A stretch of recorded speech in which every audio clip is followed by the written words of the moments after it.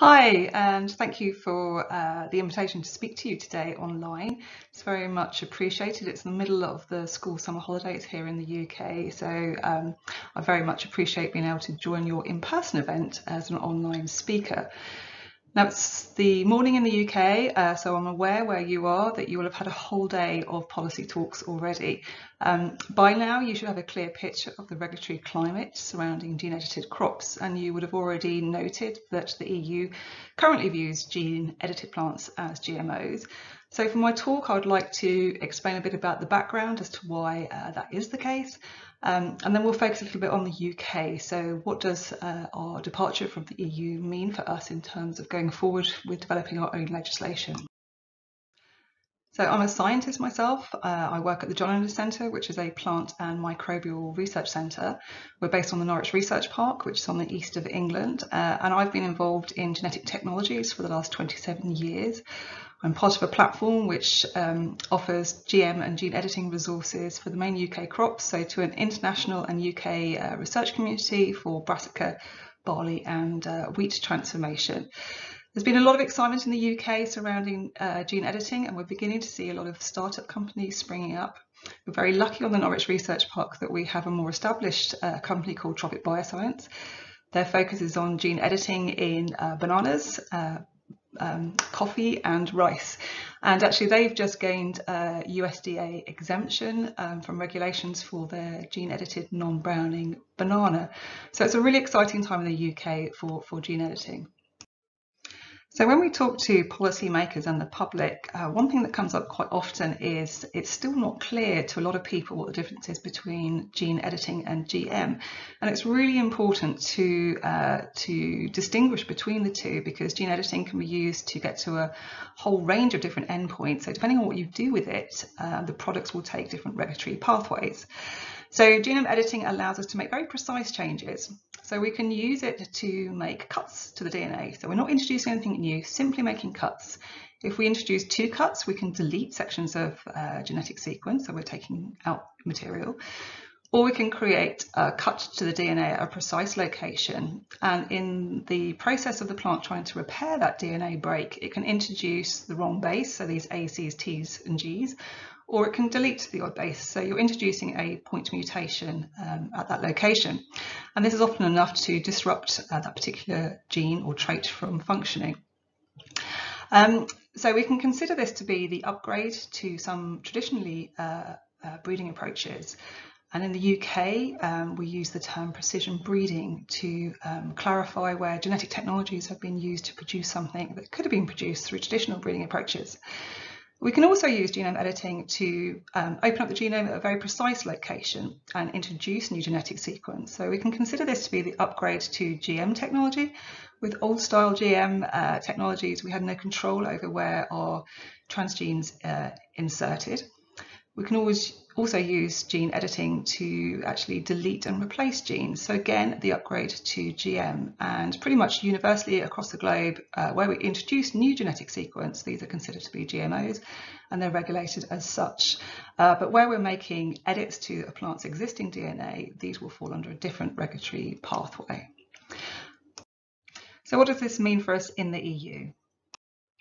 So I apologise for the large volume of text on this slide, but I think it's really important that we first of all look at the policy considerations for gene editing. Now, a standard element of the regulatory cycle is to review the applicability of your existing laws in light of new technologies as they develop. So can your existing laws cope with these new products that are emerging on the market? Since the mid-2000s, there has been debate across the world as to whether and which gene-edited organisms should fall under the regulatory definition of a GMO or an LMO. And in most places where the debate has been finalised, the conclusion is that SDN1 and SDN2, so where you have edited the plant's existing genetic material, these should not fall under the regulatory definition. While in SDN3, so where we've introduced new genetic sequence, in most cases these would fall under the definitions. And there have generally been three approaches to reflect this conclusion.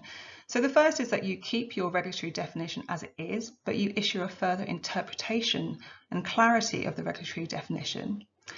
The second is the same as approach 1, but you introduce an additional step where you require producers to submit a notification to the authorities for them to verify as to whether your product falls under the definition or not. And I think this is a sensible approach because it is a new technology, and I think in terms of building consumer trust, it's good to show that that we're looking at these things. And this is the approach that Argentina and Brazil have taken. And then the third and perhaps most lengthy approach is to actually adjust the regulatory definition, so change your legislation. And this seems to be the approach that the European Commission is doing. So if we take a look at the existing regulations in the EU, so GMOs are covered by the 2001/18 directive.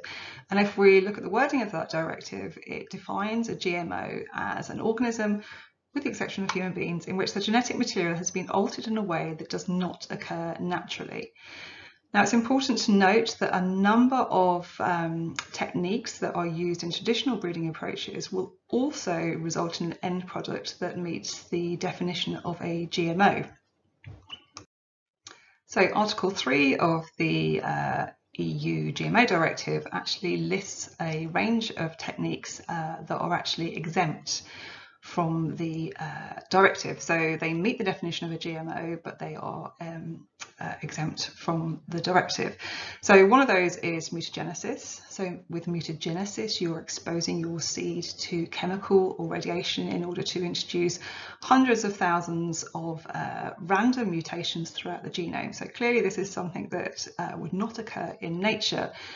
But it has a long history of safe use, and plant breeders are very versed in the ability to breed out any unwanted mutations. So these, because of their safe history of use, are exempt from the directive. So one of the questions that was asked to regulators was, where we've used genome editing to make precision mutations, would these also fall under this mutagenesis exemption? So this question was asked to the Swedish authorities. So this researcher, Stefan Jansson, he approached them and said, can I grow these gene-edited plants in my garden? And they said yes. So if your gene-edited plant is free from tDNA, they should fall under the mutagenesis exemption and should be exempt from the GMO directive. So we actually sent them some of our CRISPR edited brassica plants that no longer contained the tDNA, and he grew these up in his garden. Now just imagine if these were considered GMOs, this would be illegal. So he grew them up and then he cooked them up and then he fed them to the host of Sweden's radio gardening program. And then he went one step further and he actually convinced these two Michelin star chefs to create this meal using these brassica plants, and they fed them to a host of scientists at a conference dinner. And there was huge excitement during this meal because we really thought that we were witnessing something very special, and that the rules were changing and that we'd actually be able to get some of our science out there to make real benefits. So it was this product that very much challenged the interpretation of the directive. So this product was a herbicide tolerant oilseed rape that has been developed by the Canadian company Cybus, using an older type of genome editing called oligo-directed mutagenesis. And when they approached member states to ask if they could enter field trials for this product, a number of member states considered it to also fall within the mutagenesis exemption clause, and they were given the green light to go ahead for field evaluation. So it's important to note that just because something is not regulated as a GM, it doesn't mean to say it's not regulated at all. So plant breeders go through a lot of field trials and evaluation before they bring new products to market. But this was later challenged by a number of non-government organisations in France, which actually took this ruling to the High Court, and this was later referred to the European Court of Justice. And they claimed this was essentially GM by the back door, because if you consider the EU has never approved herbicide-tolerant crops for cultivation in the EU that have been developed using transgenic approaches, so GM technologies.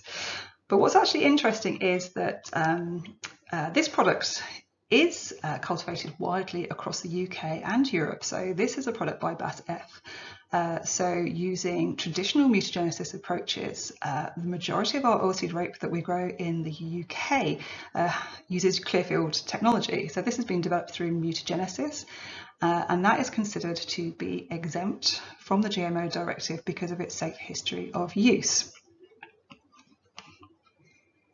So before the European Court of Justice had made their ruling, the UK undertook its first Crispr field trial.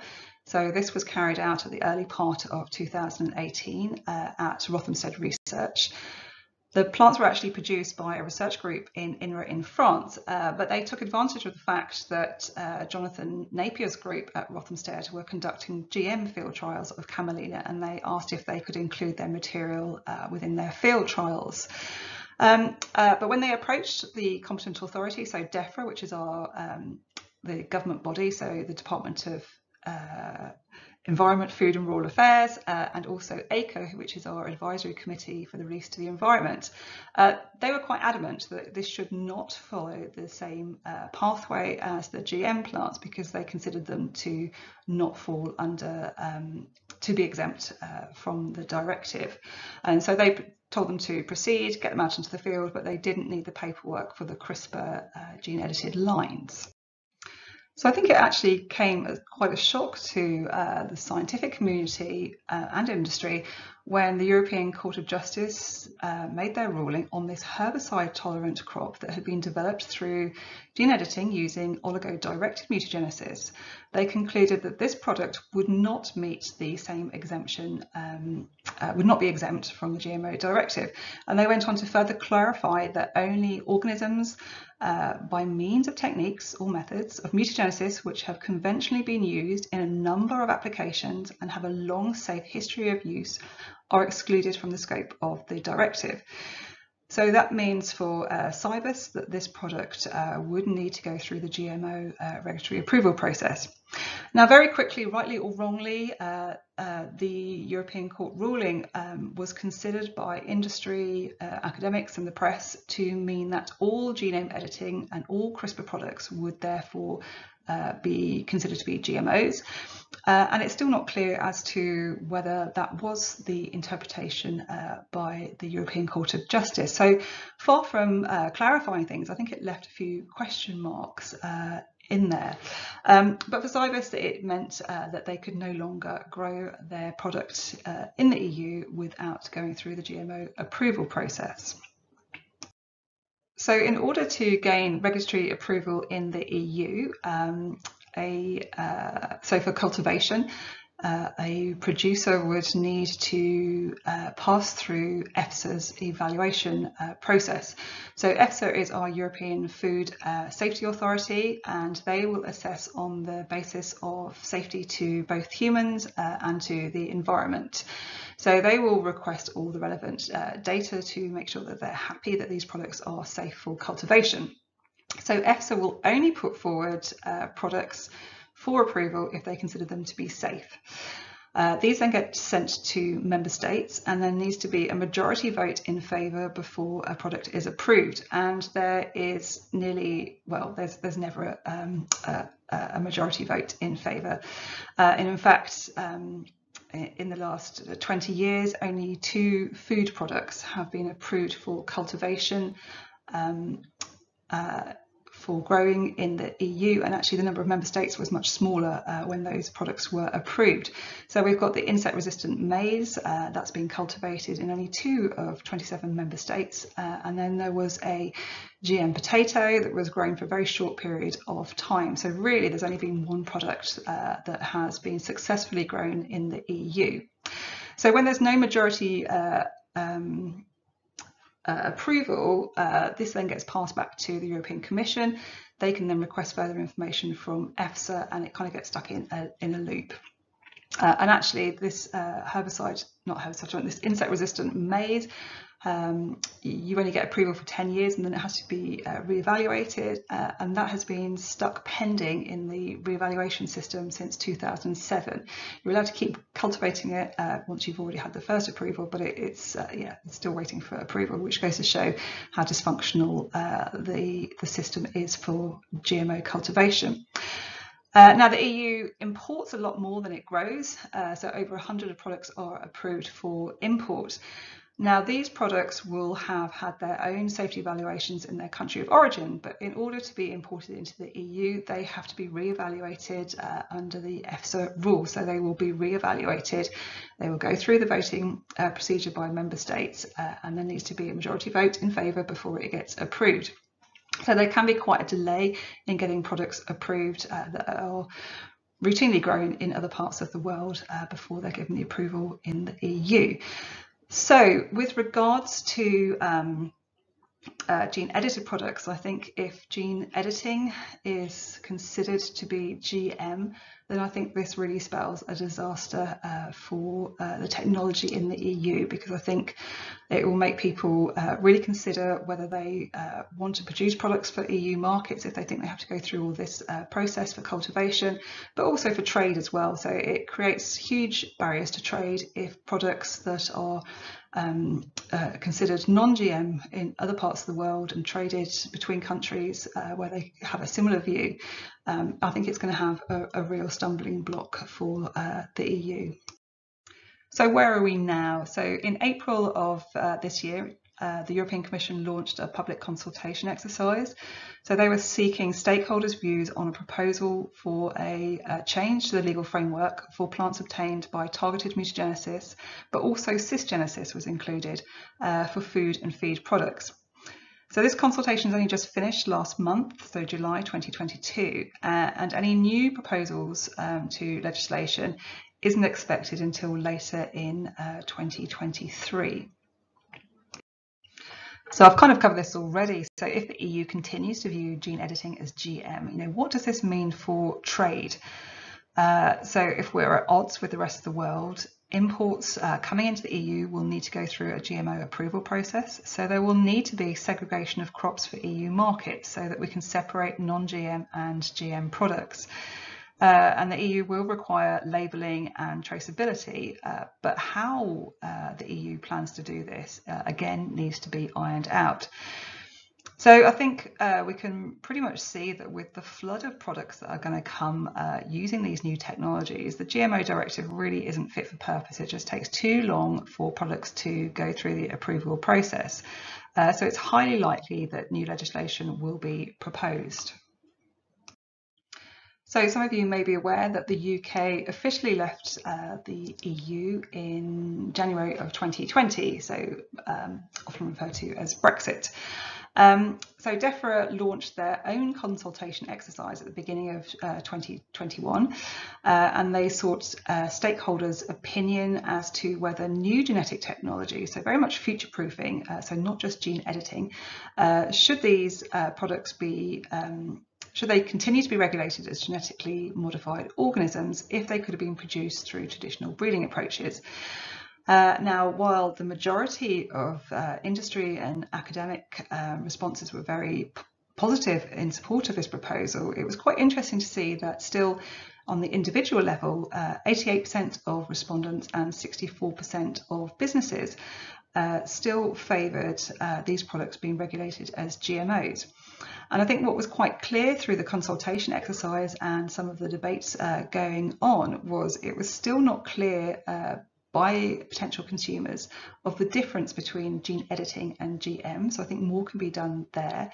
And there also seemed to be a lack of knowledge of how traditionally bred crops are regulated. So the fact that we propose not to regulate some gene edited products as GMOs doesn't mean to say that they're not going to be regulated at all. We've talked about this already. So plant breeders already have very strong systems in place for field evaluation to ensure that they're bringing safe products to market. And any products that have novel traits will be picked up under the Novel Foods Act. So I think there needs to be better dialogue with the public to make it quite clear as to how our foods are traditionally bred crops are regulated. One of the other things that came through is, I think as scientists we need to not oversell this technology. So I'm quite often hearing people saying we can get to these end products much quicker, and yes we can, but I think we need to say that actually it's the trait pipeline that we can get to much quicker, so we can introduce genetic variation much quicker, but these products will still go through evaluation and field trials. So you know, it's not a quick fix where we're going to see products reaching the market next year. And I think that needs to be quite clear, because consumers are concerned that these new technologies could potentially reduce our food standards, and the UK has very high food standards and farming practices. So it's really important to consumers that those standards aren't lost with these new technologies. So the UK government has chosen to approach this with a two-step approach. So the first step is to make it easier for field evaluation. So the first step is they are making it easier to carry out research trials. So you would only require a notification to DEFRA of your intent to carry out a field trial, and you no longer need to go through the lengthy GMO approval process for field trials of gene-edited crops where you could have got to the same endpoint using traditional breeding approaches. Now, currently, if you wanted to then commercialise those products, you would have to go through the GMO approval process, and that is in the second stage of the government's proposal. So the second stage would be to bring forward primary legislation, so to amend the definition of a GMO, to exclude organisms that have genetic changes that could have been achieved through traditional breeding methods. So a lot of information on this slide. So the only thing that I really want to spell out is that things are happening quite quickly now that the government has announced these changes. So it was just April of 2022 that the government published their technical guidance on using genetic technologies such as gene editing for making what they're now calling qualifying higher plants. So where you've used genetic technologies to alter a plant's genome in a way that you could have got to, so delivering a same endpoint that could have been produced through traditional breeding approaches. These are now referred to as qualifying higher plants. And in order to go forward for field evaluation, you just need to do a simple notification step to DEFRA, and it's a very simple online process for that. So just to demonstrate how easy the system is, so if you think that those guidance documents were published in April 2022, a month later Rothamsted had put in a proposal to conduct a Crispr camelina field trial, and in June of this year, the John Lennon Centre, Kathy Martin's group, put in a notification in order to conduct a field trial for gene-edited tomatoes. So a little more on these tomatoes because they were produced at the John Lennon Centre. So what Kathy's group have done is they've created a knockout mutation so that these tomato fruits now produce high levels of provitamin D3, but they're also seeing an accumulation of provitamin D3 in the leaf tissue as well. So this gives the potential to use those waste products to deliver vitamin D supplements. So this has a huge consumer benefit and also environmental benefit. The other thing I want to point out is, so literally Kathy made her notification to DEFRA, and within 20 days she was growing her plants in a courtyard outside at the John Lennon Centre. So it was a very easy system, and this is in contrast to the Crispr brassica field trial that we conducted in 2019. So this required a huge amount of paperwork to be submitted to DEFRA. We also had to notify several local authorities. We had to put an advert in the press to notify the public of our intention to do these field trials as well.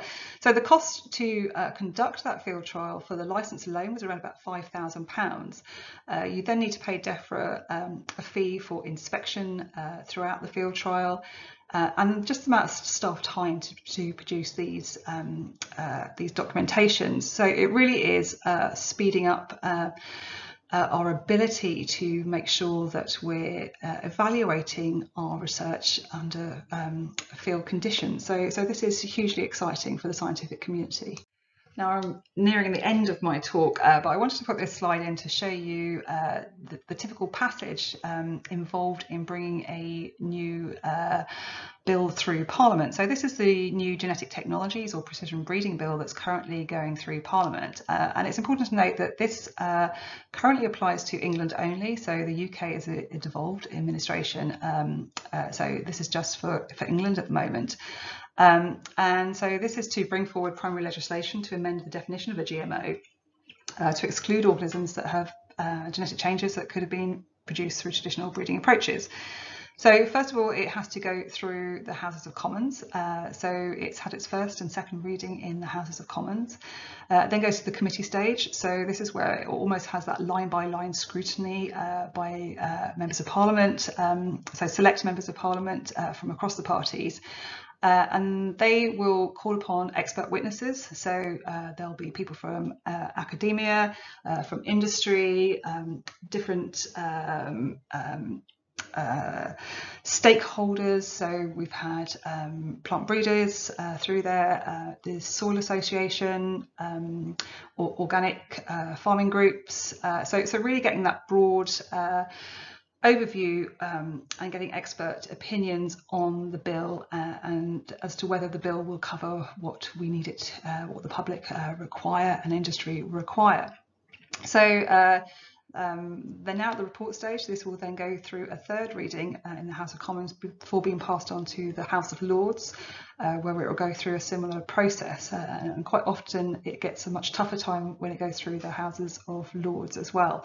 And then it goes on to the final amendments before getting royal assent.